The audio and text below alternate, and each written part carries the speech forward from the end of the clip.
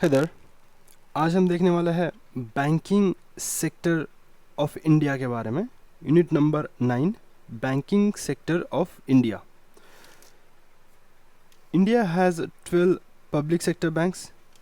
India के पास 12 public sector banks हैं, 21 private banks हैं और 45 फॉरेन बैंक्स हैं इंडिया में। एंड ये जो स्टैटिस्टिक है एज ऑफ 27 नवंबर 2020 तक के है। And RBI is a central authority that manage all India's banking operations. सारे इंडिया के बैंकिंग ऑपरेशंस कौन करता है? RBI. ओके, नाउ हमारे पास 12 public sector banks, 21 private banks and 45 foreign banks in India as of 27 November 2020। Money functions देखते हैं। Money functions, primary functions, secondary functions and contingent functions. So primary functions में देखते हैं, it is a measure of value. Primary functions, money का primary function क्या है? तो money का प्राइमरी फंक्शन ये है कि it is a measure of value. Value को मीज़र करता है। It is a medium of exchange. Okay, it is a unit of account. So measure, medium and unit ये आ जाएंगे प्राइमरी फंक्शंस में। It is a measure of value, value को measure करना। It is a medium of exchange, medium of exchange. It is a unit of account, ये एक unit of account है। Secondary functions की जब बात करें तो सेकेंडरी फंक्शंस में it is a store of value, value को स्टोर करके रखता है। यहाँ पे मीज़र ऑफ वैल्यू था, यहाँ पे स्टोर ऑफ वैल्यू है। It is a transfer of value, value को ट्रांसफ़र करेगा। Okay, it is a transfer of value. It can help in making deferred payments. Okay, deferred payments को करने में ये हेल्प करता है। Okay, so store of value, transfer of value and it can help in making the deferred payments. Contingent function, contingent function basis of credit system. ये है basis किसका? Credit system का।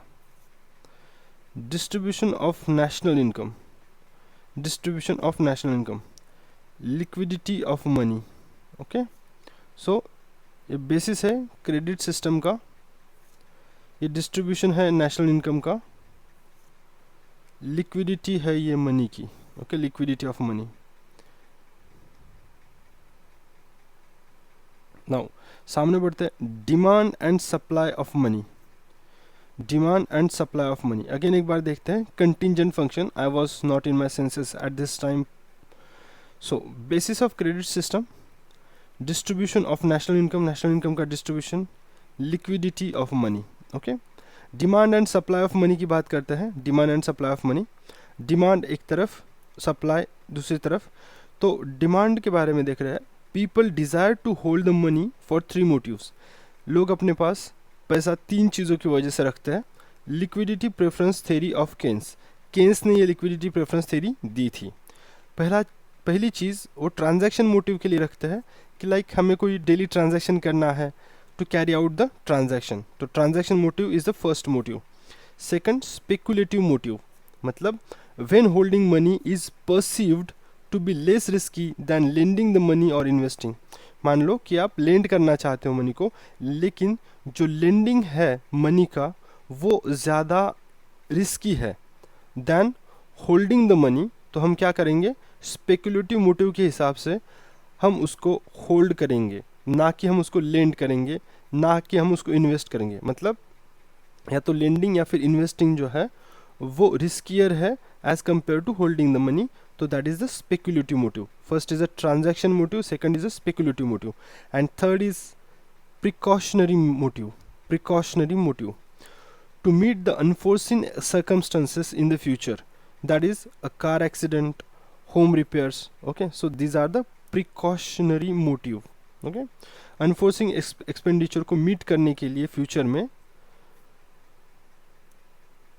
लाइक कार एक्सीडेंट्स हो गया, home repairs हो गया, तो उसके लिए हम पैसा रखते हैं। तो 3 चीज़ें होगी, transaction motive, speculative motive and precautionary motive. Now supply के बारे में बात करते हैं।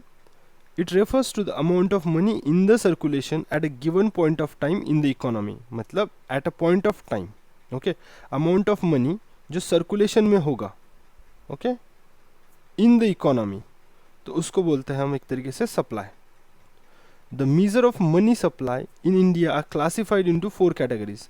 जो मीजर है मनी सप्लाई का वो 4 कैटेगरीज में हमने डिवाइड करके रखा हुआ है, like M1, M2, M3 and M4 along with M0। So measure of money supply 4 categories में बांटा हुआ है, M1, M2, M3, M4 and along with M0। अब रिजर्व मनी क्या होता है? Currency in circulation. जो करेंसी है वो सर्कुलेशन में है, एक तो मतलब लोगों के हाथों में जो पैसा है, currency in circulation. And bankers deposit with the RBI, मतलब बैंक के डिपॉजिट आरबीआई के पास में, and other deposits with the RBI, okay, और बाकी के डिपॉजिट्स आरबीआई के पास में। So currency in the circulation, then bankers deposits with the RBI and other deposits with the RBI. So RBI के पास 2 बार चीज़ें आएंगी यहाँ पे M0 में, ओके, और मनी इन द सर्कुलेशन और currency in the circulation we can say. High powered money किसको बोला जाता है? The total liability of the monetary authority, उसको बोला जाता है high powered money.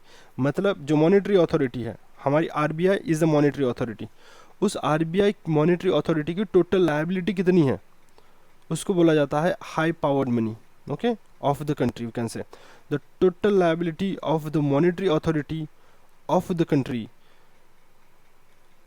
That is RBI, is called the monetary base और हाई पावर्ड मनी। उसी को मॉनेटरी बेस या फिर हाई पावर्ड मनी बोला जाता है। सो मॉनेटरी बेस और हाई पावर्ड मनी सेम, मतलब एक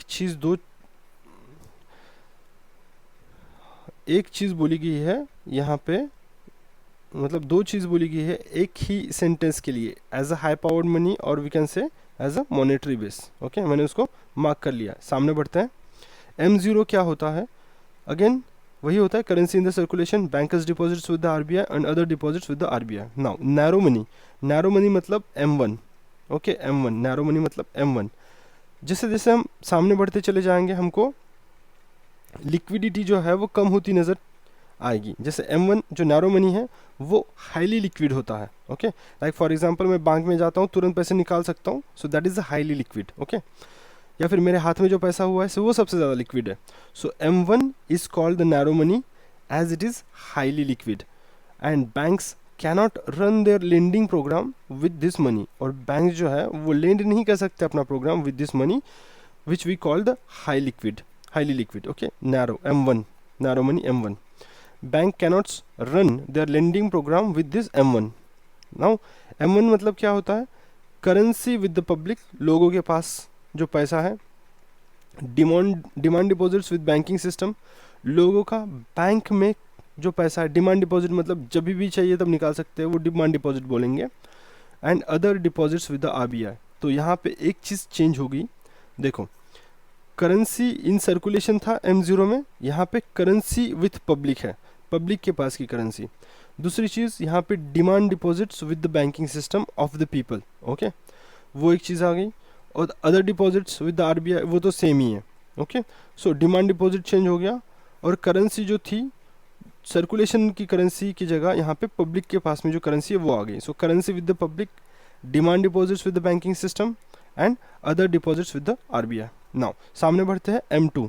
M2 मतलब होता है M1 plus saving deposits of the post office saving banks.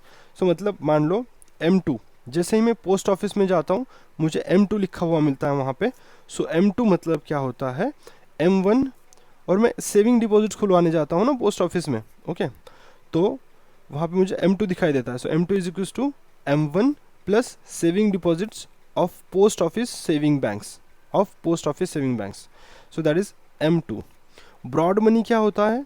Broad money होता है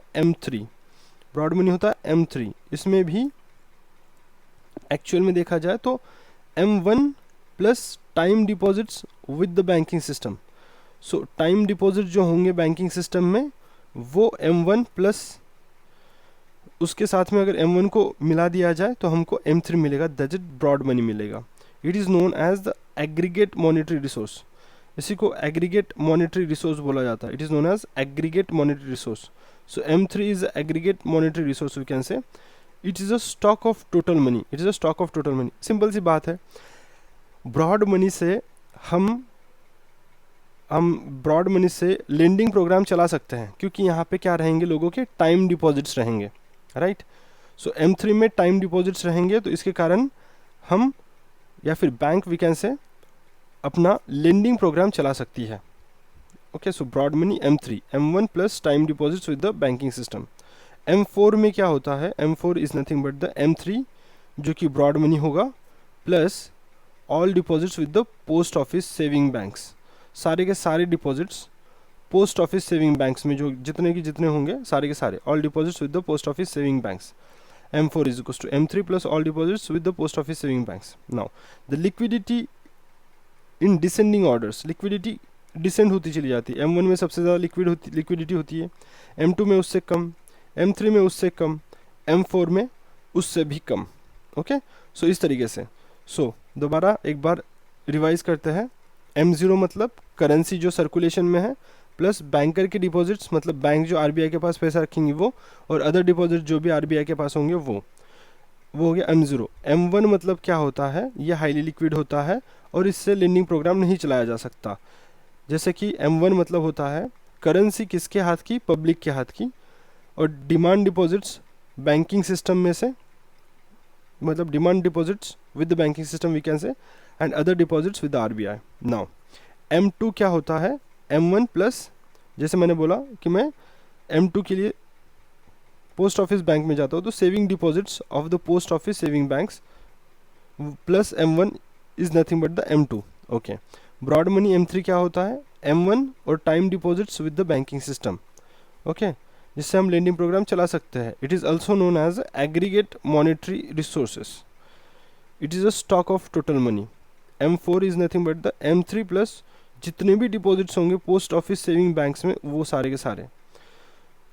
नाउ मनी क्रिएशन के बारे में बात करते हैं। Money creation, now fractional banking system, fractional banking system, only a fraction of bank deposits are backed by actual cash. जो fraction है बैंक डिपॉजिट्स का वही एक्चुअल कैश के द्वारा बैक किया जाएगा, सपोर्ट किया जाएगा उसको।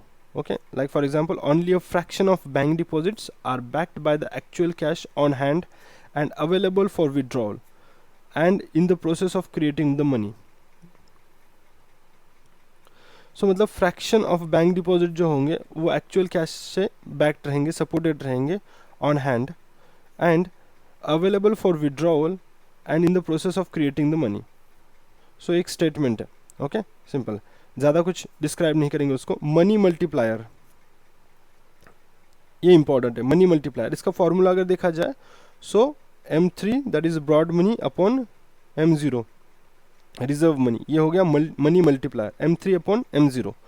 Now it is a measure, it measures the amount of money the bank are able to create in the form of deposits with every unit of money it keeps as a reserve. मतलब हर एक unit of money जो कि reserve करके रखा जाएगा, okay, in the form of deposits we can say, और उससे जो पैसा बनाया जाएगा उसे मनी मल्टीप्लायर बोलते हैं। दोबारा, it measures the amount of money the bank are able to create. मतलब 10 रुपये से अगर तुम 100 रुपये बना रहे हो तो उसको बोले मनी क्रिएशन। Okay, money. तो यहाँ पे मनी मल्टीप्लायर क्या होता है, इट मीजर्स, ये मीजरमेंट होता है actually, it measures the amount of money the banks can able to create in the form of the deposits with every unit of money it keeps as a reserve, it keeps as a reserve. Now it is a broad money divided by reserve money. Okay, it is broad money divided by reserve money. अभी देखा था formula. When reserve money increases, जब reserve money increase हो जाता है broad money भी increase हो जाता है। ऑब्वियस है, रिजर्व मनी इंक्रीज हो जाएगा तो ब्रॉड मनी इंक्रीज हो जाएगा। Example we can say, if the money multiplier is 6, अगर मनी मल्टीप्लायर 6 है, it means that it signifies that for every unit of money kept as a cash reserve bank are able to create the 6 units of money. मतलब simple सी बात है, अगर money multiplier 6 है तो bank जो है वो 6 यूनिट ऑफ मनी क्रिएट कर सकता है। Okay, like every unit of money के ऊपर वो 6 यूनिट ऑफ मनी क्रिएट कर सकता है। लाइक फॉर एग्जांपल मैंने अगर 6 रुपये रखे, ओके, तो ये 6 टाइम्स इसको बना देगा, मतलब 36। 36 रुपीज़ बन जाएंगे उसके।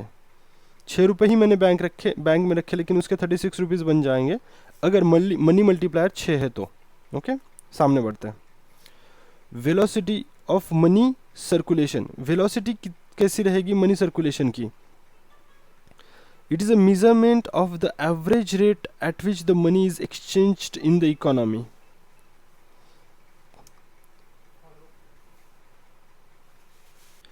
Velocity of money circulation. It is a measurement of the average rate at which money is exchanged in the economy during a given time period. ये एक measurement है average rate का कि जिसके ऊपर मनी एक्सचेंज होगी इकोनॉमी में। Okay, ये measurement है average rate का जिसके ऊपर मनी एक्सचेंज होगी इकोनॉमी में during a given time period. So it is a measurement of average rate at which money is exchanged in the economy during a given time period. The velocity of money is equals to GDP upon money supply. Okay, so the velocity of money is equals to GDP upon money supply. It will usually rise with GDP and inflation. ये rise होगा, it will usually rise with GDP and inflation. The velocity of money is high in the following case. In developing countries, low income people, high financial inclusion during boom or the growth period. Okay, ये rise होता रहता है with GDP and inflation के साथ में। Velocity of money का formula GDP upon money supply, GDP upon money supply, right, ये formula है इसका। द वेलोसिटी जो है मनी की वो हाई रहेगी in the following case. In the developing countries low income people, high रहेगी ना velocity of money following case में। डेवलपिंग कंट्रीज में हाई रहेगी, low income people, high financial inclusion रहेगा, देन ड्यूरिंग बूम और growth period. Monetary policy, monetary policy, monetary policy के बारे में पढ़ते हैं। It is the policy under which the RBI uses monetary instrument. RBI monetary instruments use करेंगे इसमें under the RBI act of 1934, under the RBI act of 1934 to achieve the economic goals, to achieve the economic goals. Aim क्या रहेगा? To maintain the price stability, economic growth. Okay, aim क्या रहेगा? To maintain the price stability, economic growth. Monetary policy के बारे में बात चल रही है। एक्सपांशनरी रहेगी एक तो, या कॉन्ट्रैक्शनरी रहेगी। क्या क्या रहेगी? मॉनेटरी पॉलिसी एक्सपांशनरी या फिर कॉन्ट्रैक्शनरी रहेगी, एक्सपांशनरी या फिर कॉन्ट्रैक्शनरी रहेगी। ओके, तो ये क्या करेगी? मेंटेन करेगी प्राइस स्टेबिलिटी को, इकोनॉमिक ग्रोथ को। ओके, सो एक्सपांशनरी मॉनेटरी पॉलिसी ये इंक्रीज करेगी मनी सप्लाई को, ये लोअर्स करेगी इंटरेस्ट रेट को, ये इंक्रीज करेगी डिमांड को। Okay, so it increases the money supply, expansionary, it lowers the interest rate, ये इंटरेस्ट रेट को कम करेगी, ये डिमांड को इंक्रीज करेगी। Okay, it will increase the demand. Contractionary ये डिक्रीज करेगी मनी सप्लाई को, ये इंक्रीज करेगी इंटरेस्ट रेट को, और ये डिक्रीज करेगी डिमांड को। ओके, तो ओके, सो एक्सपांशनरी मॉनेटरी पॉलिसी के बारे में बात चल रही है। तो जब एक्सपांशनरी मॉनेटरी पॉलिसी रहेगी तो पैसा इन्फ्यूज़ होगा इकोनॉमी में, तो मनी सप्लाई बढ़ जाएगा। अब जब पैसा ज़्यादा इन्फ्यूज़ होगा तो इंटरेस्ट रेट लोअर हो जाएंगे क्योंकि पैसा ज़्यादा है, डिमांड में इंक्रीज आ जाएगा क्योंकि लोगों के पास में पैसा ज़्यादा आ जाएगा। कॉन्ट्रैक्शनरी मॉनेटरी पॉलिसी में पैसा डिक्रीज़ किया जाएगा मार्केट का, तब क्या हो जाएगा? ऑब्वियसली मनी सप्लाई डिक्रीज़ हो जाएगा, इंटरेस्ट रेट इंक्रीज़ हो जाएगा क्योंकि लोगों के पास पैसा कम रहेगा, बैंकिंग सिस्टम में पैसा कम रहेगा, और डिमांड जो है वो डिक्रीज हो जाएगी, ऑब्वियस सी बात है या। सो ये सारी चीज़ें मॉनेटरी पॉलिसी में आएंगी, एक तो एक्सपेंशनरी एंड एक दो कॉन्ट्रैक्शनरी मॉनेटरी पॉलिसी। ना मॉनेटरी पॉलिसी के क्वांटिटेटिव टूल्स के बारे में हम बात करेंगे। मॉनेटरी पॉलिसी के क्वांटिटेटिव और क्वालिटेटिव टूल्स होते हैं, उसमें से क्वांटिटेटिव के बारे में पहले बात करते हैं। Now this tools help in channelising the volume of credit towards the economy. ये जो टूल्स है वो हेल्प करेंगे चैनलाइज करने के लिए the volume of credit towards the economy, volume of credit को इकोनॉमी की तरफ ढकेलने में ये काम करेंगे। The aim is to control the economic indicators. इसका एम क्या है कि ये कंट्रोल करेंगे इकोनॉमिक इंडिकेटर्स को, लाइक इन्फ्लेशन हो गया, मनी सर्कुलेशन हो गया, एट्सेट्रा। ओके, नाउ यहाँ पे डिस्क्रिप्शन एक तरफ है और यहाँ पे क्वांटिटेटिव टूल्स एक तरफ है। तो पहले सबसे पहले बैंक रेट क्या होता है? मिनिमम रेट होता है at which the RBI provides loan to the commercial banks. Okay, ये बैंक रेट जो है वो एक मिनिमम रेट होता है जिसके ऊपर आरबीआई जो है वो प्रोवाइड करता है loan to the commercial banks. Simple, RBI commercial banks को पैसे देता है, वो रहता है minimum rate, what we call the bank rate। Okay, repo rate क्या होता है? Rate at which the RBI lends to the commercial banks, commercial banks को लेंड किया जाता है to manage the short term needs of the liquidity, liquidity की short term needs को fulfil करने के लिए। इसमें एक एग्रीमेंट भी होता है to repurchase the same government securities at predetermined date, एक डेट दी जाती है कि हम दोबारा इसको रीपर्चेज करेंगे, and the rate is called the repo rate. उसी रेट को हम रेपो रेट बोलते हैं, और जो रेट होता है उसको रेपो रेट बोलते हैं। ओके, सो रेपो रेट मतलब क्या होता है? I am like reading the complete sentence now here. The rate at which RBI lends to the commercial banks to manage short term needs of liquidity with an agreement to repurchase the same government securities at a predetermined date, and the rate is called the repo rate. Okay, then reverse repo rate. Reverse repo rate, interest rate at which the reserve bank absorbs liquidity. interest rate होता है at which reserve bank जो है वो liquidity को observe करता है on an overnight basis पे from banks against the collateral of eligible government securities under the liquidity adjustment facility. Okay, under the liquidity adjustment facility, it is lower than repo rate. It is lower than repo rate. Now क्या है? Reverse repo rate के बारे में बात चल रही है। Interest rate at which the reserve bank absorbs liquidity on an overnight basis from the banks against the collateral of eligible government securities under the liquidity adjustment facility. It is lower than repo rate. ये lower है than the repo rate we can say. Long term repo operations. It is a tool, ये एक tool है under which the RBI provides 1 to 3 year money to bank at the prevailing repo rate, accepting government securities with matching or higher tenure as the collateral. Okay, LTRO, long term repo operations जो होंगे scheme, LTRO scheme will be in addition to the existing liquidity adjustment facility LAF and marginal standing facility operations. Okay, सो यहाँ पे क्या हो रहा है? Reverse repo rate हमने बोला कि इंटरेस्ट रेट जिसके ऊपर रिजर्व बैंक जो है वो लिक्विडिटी को ऑब्जर्व कर लेगा ओवरनाइट बेसिस पे from the banks against the collateral of eligible government securities under the liquidity adjustment facility, ये रेपो रेट से लोअर रहेगा। Okay, it is lower than the repo rate. So reverse repo rate is always lower than the repo rate we can say. Long term repo operations LTRO, it is a tool under which RBI जो है provide करेगा 1 से 3 साल तक money banks को prevailing repo rate के ऊपर, accept करेगा गवर्नमेंट सिक्योरिटीज़ को विथ मैचिंग और higher tenure as the collateral.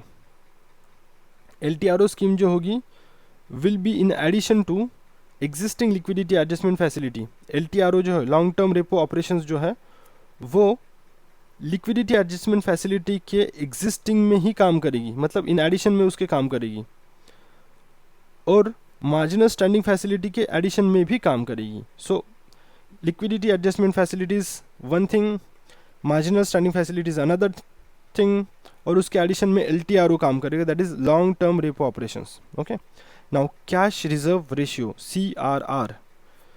CRR is decided by RBI's monetary policy committee.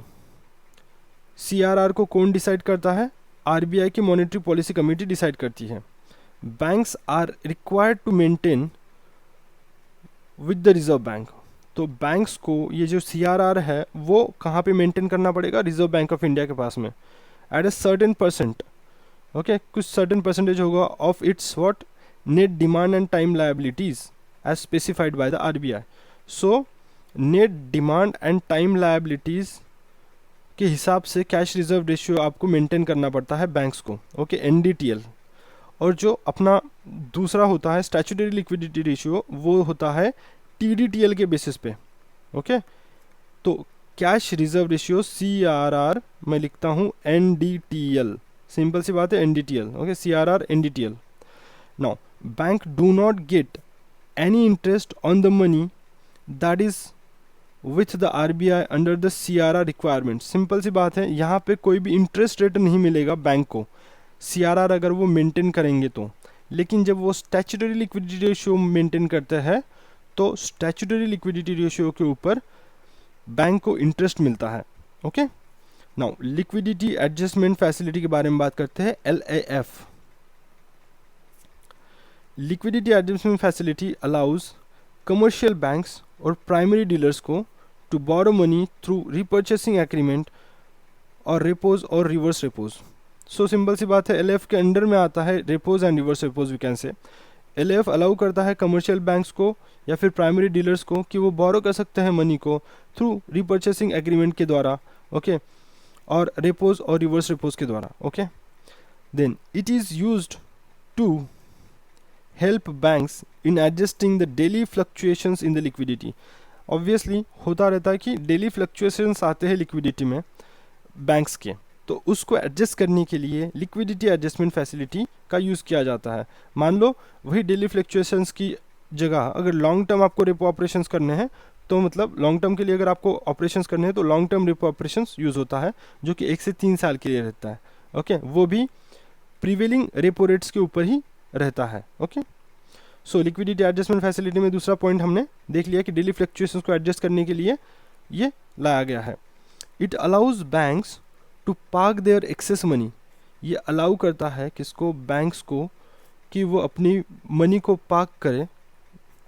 It allows banks to park their excess money with RBI in case of excess liquidity और to avail liquidity from the RBI at the time of deficit on overnight basis against the collateral of the government securities.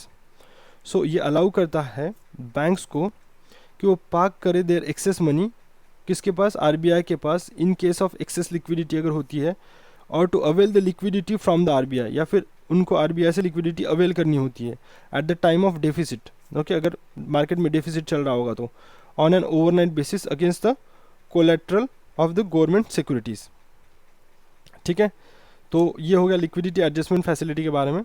सामने बढ़ते हैं, open market operations हैं, इसको यहाँ तक ख़त्म कर देते हैं. Okay, now open market operations, it is the purchase and sale of securities by the RBI. Simple सी बात है, OMO जिसको बोलते हैं ओपन मार्केट ऑपरेशन, ये होता है purchase and sale of securities. कौन करता है ओपन मार्केट ऑपरेशन में sale and purchase of the securities? RBI करती है. सिंपल सी बात है. Now monetary policy, RBI action in OMO effects in the economy. Simple सी बात है, जब मॉनेटरी पॉलिसी एक्सपांशनरी रहेगी तो RBI ओपन मार्केट ऑपरेशंस में क्या करेगा? बाय करेगा गवर्नमेंट सिक्योरिटीज़ को. क्यों करेगा बाय? क्योंकि उसको पैसा इन्फ्यूज़ करना होना है इकोनॉमी में, राइट. सो एक्सपांशनरी पॉलिसी में मार्केट में पैसा इन्फ्यूज़ करना है तो वो सिक्योरिटीज़ को बाय करेगा. So it will injects the money into the economy. whenever there is a contractionary policy, जब वहाँ पे कॉन्ट्रैक्शनरी पॉलिसी रहेगी, सो आरबीआई का एक्शन क्या रहेगा, ओएमओ में, ओपन मार्केट ऑपरेशन में, वो सेल करेगा। सेल किस चीज़ को करेगा, गवर्नमेंट की सिक्योरिटीज़ को, ताकि वो पैसा निकाल सके, removes the money out. Okay, जो बाहर का पैसा है वो रिमूव कर देगा, सिंपल सी बात है। मार्जिनल स्टैंडिंग फैसिलिटी के बारे में बात करते हैं। Marginal standing facility, MSF, it is a penal rate at which schedule bank can borrow money from the RBI. ये एक पेनल रेट है। ओके, एक पेनल रेट माना जाता है इसको, जहाँ पे शेड्यूल बैंक जो है वो बोरो कर सकते हैं मनी आरबीआई से, over and above of what they can borrow from the RBI under the LAF window. Okay, तो एलएएफ विंडो जो लिक्विडिटी एडजस्टमेंट फैसिलिटी है, उसके द्वारा आरबीआई से वो जितना बोरो कर सकते हैं, उसके ओवर एंड अबोव वो आरबीआई से पैसा बोरो करेंगे, और इसको एक तरीके से पिनल रेट भी बोला जाता है। सो थोड़ा कॉम्प्लिकेटेड है, let's see. It is a penal rate, एक पिनल रेट है एट विच शेड्यूल बैंक जो है वो बोरो करेंगी मनी आरबीआई से। शेड्यूल बैंक, सिंपल सी बात है, बोरो करेंगे मनी आरबीआई से एट एक पिनल रेट पे, और ये जो पिनल रेट होगा वो क्या रहेगा, ओवर एंड अबोव रहेगा of what they can borrow from the RBI under the LAF window. So ये एलएएफ विंडो के अलावा रहेगा। Okay, over and above of what they can borrow from the RBI under the LAF window, उसके over and above रहेगा। Simple. Now it is always fixed at higher rate than the repo rate. तो simple सी बात है, marginal standing facility जो होगी, marginal standing facility वो higher रहेगी than the repo rate, we can say. Okay, so MSF will be higher than the repo rate. Okay, now aim क्या रहेगा इसका, reduce volatility overnight lending rates in the interbank market. So ये क्या करेगा, reduce volatility को reduce करेगा in the overnight lending rates in the interbank market. So simple सी बात है कि overnight lending rate जो है वो फ्लक्चुएट होते रहेंगे कंटिन्यूसली, क्योंकि आप उसी विंडो से पैसे निकाल रहे हो, तो उसको, उस वोलेटिलिटी को रिड्यूस करने के लिए, मतलब एलएएफ विंडो के हिसाब से आप सिर्फ पैसे निकाल रहे हो, तो ओवरनाइट लेंडिंग रेट जो है वो फ्लक्चुएट होंगे। ओके, सो उसमें जो वोलेटिलिटी है वो उसको रिड्यूस करने के लिए एक तरीके से दूसरा विंडो निकाला गया है मार्जिनल स्टैंडिंग फैसिलिटी का। So that's the reason behind this one, aim to reduce volatility in the overnight lending rates in the interbank market. Now statutory liquidity ratio क्या होता है? Statutory liquidity ratio is that percentage of deposits which the bank have to hold with themselves in highly liquid government securities. Okay, SLR जो है ये percentage of deposits है which the bank, जो कि bank have to hold with themselves, जो कि bank have to hold with themselves in highly liquid government securities में.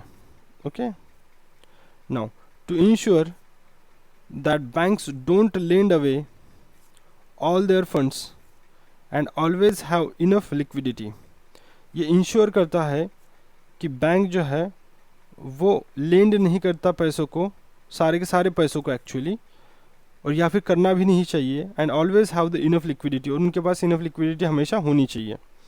Okay, तो एक बार ये भी देख लेते हैं difference between the CRR and SLR। Difference between CRR and SLR, cash reserve ratio एक तरफ है, एक तरफ स्टैट्यूटरी लिक्विडिटी रेशियो है। सो बैंक को जो पैसा आरबीआई के पास रखना पड़ता है, ओके, वो रहता है cash reserve ratio. Okay, required to maintain with the reserve bank at a certain percent होता है इसका of its total demand and time liabilities के हिसाब से रहेगा। Okay, so cash reserve ratio, total demand and time liabilities with the reserve bank of India. Now statutory liquidity ratio, ये percentage रहेगा of the deposit which the banks have to hold with themselves, bank को खुद के पास रखना पड़ेगा। लेकिन ये किस हिसाब से कैलकुलेट होगा फिर, on banks net demand and time liabilities के हिसाब से। सो NDTL के हिसाब से रहेगा statutory liquidity ratio. Okay, now just a minute, because banks are required to maintain with Reserve Bank at certain % net demand and time liabilities as specified by the RBI। थोड़ा सा complicated लग रहा है मुझे ये, क्योंकि कैश रिजर्व रेशियो NDTL के हिसाब से था, अब यहाँ पे ये बोल रहा है कि time deposits, time demands and time liabilities के हिसाब से है। So there is something of, there is a little problem. चलो NDTL और TDTL को थोड़ा सा बाजू में रखते हैं और बाकी का देखते हैं। CRR जो है वो कैश फॉर्म में ही रखा जाता है, सिर्फ CRR जो है वो सिर्फ कैश फॉर्म में रखा जाता है। इसके ऊपर इंटरेस्ट नहीं मिलेगा CRR के ऊपर बैंक को। SLR जो है वो सिर्फ कैश फॉर्म में नहीं रखा जाएगा, वो गोल्ड फॉर्म में भी रखा जा सकता है, कैश फॉर्म में भी रखा जाता है, या फिर जो सिक्योरिटीज़ होती है उसके फॉर्म में भी रखा जाता है स्टैट्यूटरी लिक्विडिटी रेशियो। इसके ऊपर इंटरेस्ट भी अर्न होता है बैंक को। ओके, तो CRR जो है वो लिक्विडिटी जो है उसको रेगुलेट करने में काम करता है इकोनॉमी में। CRR cash reserve ratio liquidity को इकोनॉमी में रेगुलेट करने के लिए काम में आता है। वही स्टैट्यूटरी लिक्विडिटी रेशियो जो है वो क्रेडिट फैसिलिटी को रेगुलेट करने के लिए काम आता है। क्रेडिट फैसिलिटी को रेगुलेट करने के लिए काम आता है। देखो यहाँ पे फैसिलिटी में C आ रहा है, राइट, स्टैट्यूटरी में भी S आ रहा है। सो फिर उसके हिसाब से थोड़ा सा हम C और S को थोड़ा सा बना सकते हैं। सो क्रेडिट फैसिलिटी को रेगुलेट करने के लिए इकोनॉमी में स्टैट्यूटरी लिक्विडिटी रेशियो यूज़ होता है। नाउ जो रेंज है परमिसेबल CRR के लिए वो रहेगी 3 से 15% तक। ओके, और SLR का जो अपर लिमिट है वो 40% है, और SLR का जो लोअर लिमिट है वो है 23%। ओके, सो 3 से 15% CRR, और SLR जो है वो रहेगा अपर लिमिट उसका 40% और उसका लोअर लिमिट है 23%। ओके, तो क्वालिटेटिव टूल्स के बारे में हम यहाँ पे जानने की कोशिश करते हैं नेक्स्ट लेक्चर में। Thank you.